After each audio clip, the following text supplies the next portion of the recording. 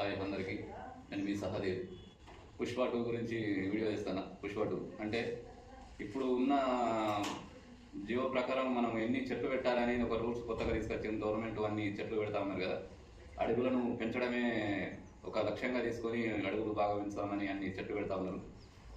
మరి ఆ చెట్లు ఇంటికి ఒక చెట్టు పెట్టాలి, ఇంటికి ఒక చెట్టు పెట్టి అడవిని పచ్చదనాన్ని బాగా పెంచాలని మాట్లాడుతూ ఉన్నారు ఇప్పుడున్న గవర్నమెంట్, ఇప్పుడున్న అధికారులు కావచ్చు. ఇప్పుడు ఉన్న వాటికి పెట్టుబడి కూడా వాటికి ఎక్కువ పెట్టుబడి పెట్టి కూడా పెంచుతూ ఉన్నారు. మనం కూడా ఊళ్ళో పంటి చూస్తూ ఉన్నాం చెట్లు ఎలా పెంచుతూ ఉన్నారు అనేది. ఈ పుష్ప 2 అనే అంశాన్ని ఎందుకు తీసుకొస్తానంటే, పుష్ప 2లో ఏమని చెప్పారు, 2000 టన్నులు ఎర్రచందనం.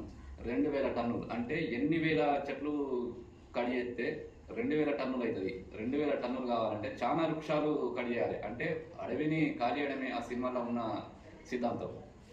ఆ స్మగ్లర్కు ఉన్న సిద్ధాంతం అడవిని కాలేయడం.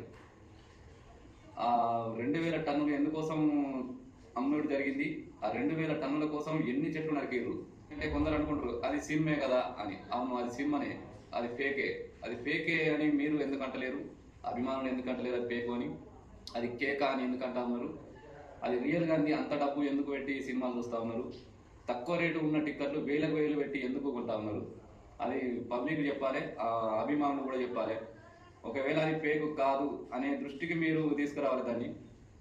గవర్నమెంట్ ఏం ఆలోచించాలంటే వాళ్ళ 2 అంశాలు ఉన్నాయి. ఒకటి, ఎర్రచందనం 2000 టన్నులకు ఎన్ని చెట్లు కడియవలసి ఉంటుంది, అది కౌంట్ చేయాలి మీరు.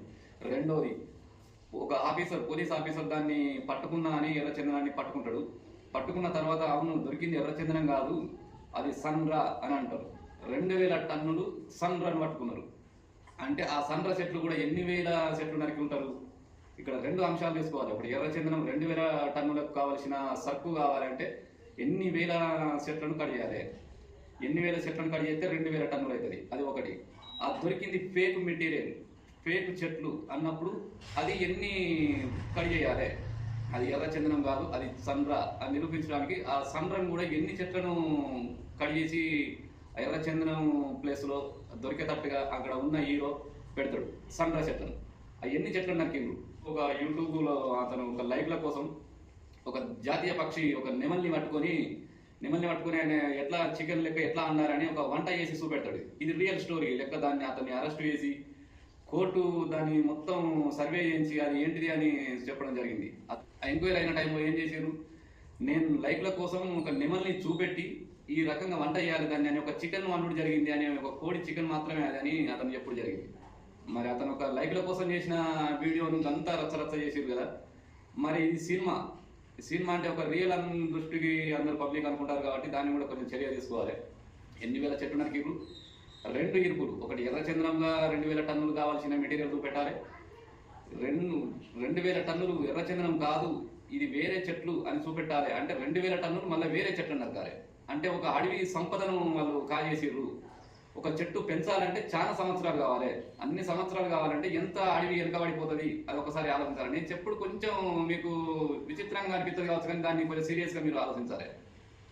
కొంచెం కూడా అర్థం లేకుండా సినిమాను చూసి పెద్ద హైలైట్ చేస్తూ ఉన్నారు. 3 అంశాలు ఉంటాయి. ఒకటి ఎర్రచందనం, ఒకటి సన్రా అనే 2 అంశాలు ఉంటే ఇంకో 3వ అంశం ఏంటి ఎరికైనా, 500 కోట్లు ఎమ్మెల్యేలు అనుకుంటే ఒక సీఎం అవుతాడని అక్కడ స్పష్టంగా ఉన్నది. 500 కోట్లకు ఎంత ట్యాక్స్ కట్టాలి మనం, 500 కోట్లకు ఎంత ట్యాక్స్ కట్టాలి, ఆ ట్యాక్స్ మీరు దృష్టికి తీసుకుంటలేరు. అంటే 500 కోట్లకు ట్యాక్స్ కట్టాలి.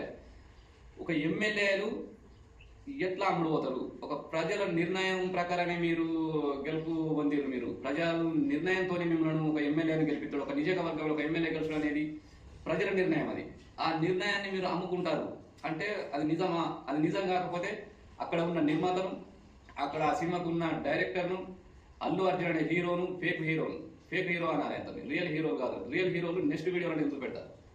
ఫేక్ హీరో అతన్ని అరెస్ట్ చేయాలి. ఈ 3ని ఎందుకు దృష్టిలో తీసుకుంటారు? ఒకటి, ఎమ్మెల్యేలు నిజంగానే అమ్ముడు పోతారా? అమ్ముడు పోయేది ఉంటే మీరు దీని గురించి మర్చిపోండి. అవును అమ్ముడు పోతారని చెప్పుకోవచ్చు.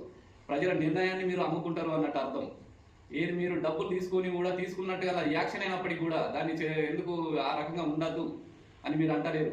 అంటే మీకు ఆ రకమైన గుణాలు మీకు ఉంటాయి. రాజకీయ లీడర్లు అమ్ముడు పోతారు అని స్పష్టంగా చూపెట్టారు. ఆ అంశం మీద వాళ్ళని అరెస్ట్ చేయాలి. 3 అంశాల మీద కరెక్ట్గా మీరు గవర్నమెంట్ నిజంగానే మీరు కరెక్ట్గా మీరు చెప్తా కనుక ఉంటే చెట్లను 2 జాతులకు సంబంధించిన చెట్లు, ఒకటి ఎర్రచందనం 2000 టన్నులు చూపెట్టాలంటే ఎన్ని వేల చెట్లు నరకాలి? ఎర్రచందనం ప్లేస్లో 2000 టన్నులు చూపెట్టాలి అంటే సన్ర ఎన్ని వేల చెట్లు నరకాలి? దాని మీద తీసుకోవాలి. 500 కోట్లకు ఎంత ఇన్కమ్ ట్యాక్స్ కడియాలి? ఆ సినిమాలో చూపెట్టలేదు.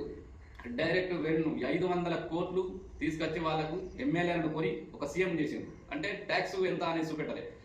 ఒక గరీబ్ వాళ్ళు కావచ్చు, చాలా సందర్భాలలో మనం చూసుకుంటూ జరిగింది. ఎట్లా అంటే మన ఒక కార్మికులు కావచ్చు, కొన్ని సందర్భాలలో లాటరీ అని ఒకటి ఉంటుంది, లాటరీ టికెట్ కొంటే అలా గెలిచిన వాళ్ళకు 60 లక్షలు 50 లక్షలు అని చూపెడతారు. వాళ్ళకి ఇన్కమ్ ట్యాక్స్ కట్ చేసినాక 30 లక్షలు 25 లక్షలు అనేది ఇస్తారు.